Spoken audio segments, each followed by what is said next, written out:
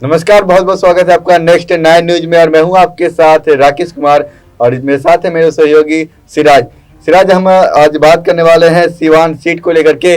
Siwan seat इस समय चर्चा का विषय बन चुका है और ये चर्चा का इसलिए विषय बन चुका कि यहाँ पर हिना साहब जो कि निर्दलीय चुनाव लड़ने का फैसला कर चुकी है, तो आप इसे कैसे देखते हैं? जी बिल्कुल, कहीं ना कहीं ये एक बड़ा फैसला जरूर है। जिस तरीके से हिना साहब जो कि पूर्व सांसद शहाबुद्दीन जो कि बाहुबली भी माने जाते थे सिवान के, उनकी पत्नी है और ये सिवान से 4 बार के सांसद रह चुके हैं शहाबुद्दीन। और आरजेडी के टिकट पर वो जो है 3 बार सांसद रहे थे, लेकिन जनता दल के टिकट पर 1 बार। तो कहीं ना कहीं एक बड़ा सवाल जरूर है कि जिस आरजेडी को जो है शहाबुद्दीन ने एक सिवान में एंट्री दिलाई, उसके बाद से कह सकते हैं उनके इंतकाल के बाद से हिना साहब को लगातार दरकिनार किया जा रहा है, लगातार नजरअंदाज किया जा रहा है आरजेडी के खेमे के द्वारा। और इसी बात को लेकर के हिना साहब बिल्कुल भी नाराज नजर आई और साफ तौर पर उन्होंने लालू यादव के टिकट को ठुकरा दिया और निर्दलीय चुनाव लड़ने का फैसला किया। ये कहीं ना कहीं बिहार की राजनीति या यूं कहें कि पूरे देश की राजनीति से एक चौंकाने वाला फैसला जरूर था।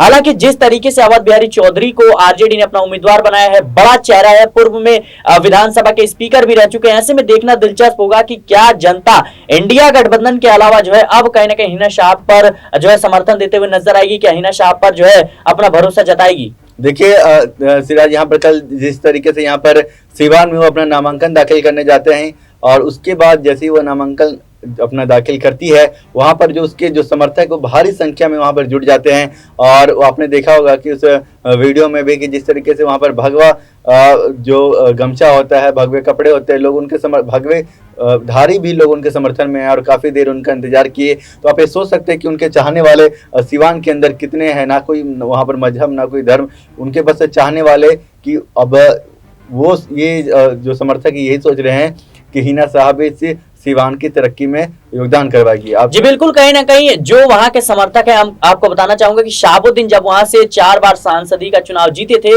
उस वक्त जो है ठाकुर वोट बैंक उनके साथ काफी जुड़ता हुआ नजर आया था।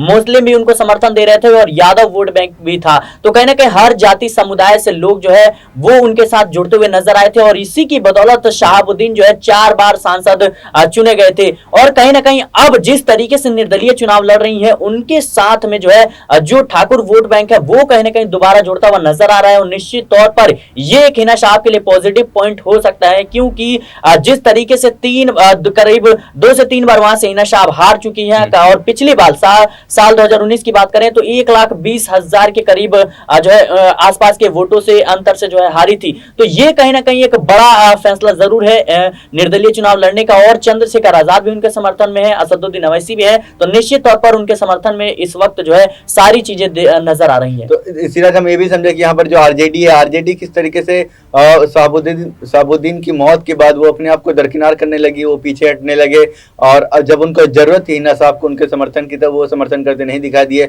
और ऐसे में तो आरजेडी उनको फिर टिकट देने की बात करने लगी। तो इसे आप कैसे देखते हैं? जी बिल्कुल, बखूबी इस बात को आरजेडी समझती है कि भले हिना साहब जो है वहां से हारी थी साल 2019 में, लेकिन महज 1 लाख कुछ वोटों से हारी थी और निश्चित तौर पर दूसरे नंबर की जो है पार्टी बनकर उभरी थी आरजेडी उस समय। तो कहीं ना कहीं इस वक्त का अगर चुनाव देखो तो यहाँ पे इंडिया गठबंधन की अगर उम्मीदवार होती तो निश्चित तौर पर उनको और वोट मिलता और उनकी जीत सुनिश्चित होती। आरजेडी की तरफ से अवध बिहारी चौधरी को यहाँ पर उतारा गया है, तो इन दोनों के बीच क्या मुकाबला सिराज देखने को मिल सकता है?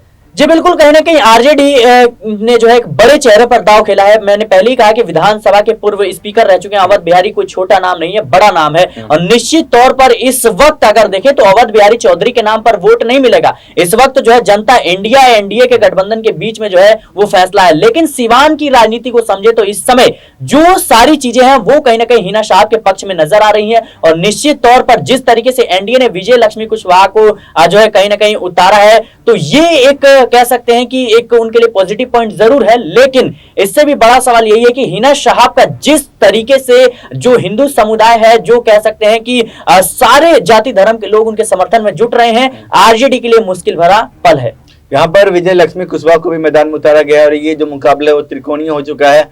तो अब ये जो त्रिकोणीय मुकाबलों में आपको अभी तक के जो रुझान है, अभी तक के जो जनता के समर्थन देने की कोशिश कर रहे हैं, आपको क्या लगता है यहाँ पर जो जनता है वो किसे ज्यादा सराहेगी, अभी तक के जो आंकड़े और जो अभी रुझान आ रहे जी हैं? देखिए, अभी जो समीकरण बैठ रहे हैं ये कहीं ना कहीं हिना साहब के पक्ष में है, लेकिन मैंने पहले ही कहा कि ये मुकाबला जो है दिलचस्प है और साल 2019 के चुनाव की तरह हम इस चुनाव को बिल्कुल भी नहीं देख सकते, क्योंकि इस वक्त एनडीए और एनडीए का मुकाबला है। और देखना दिलचस्प होगा कि जिस तरीके से लोग हिना साहब के साथ जुड़ रहे हैं, क्या वो भीड़ बैंक जो है वो वोट बैंक में बदल पाएगा? जिस तरीके से उनके साथ भीड़ जुट रहे हैं, लोगों का समर्थन है, वो कहीं ना कहीं वोट बैंक में तब्दील होता हुआ नजर आएगा। ये अहम सवाल हो जाता है।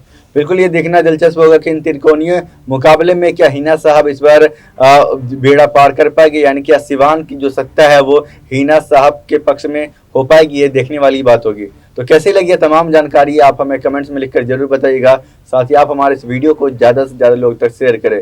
फिलहाल के लिए हमें दीजिए इजाज़त, देखते रहिए नेक्स्ट 9 न्यूज़। आप सभी दर्शकों का बहुत बहुत धन्यवाद।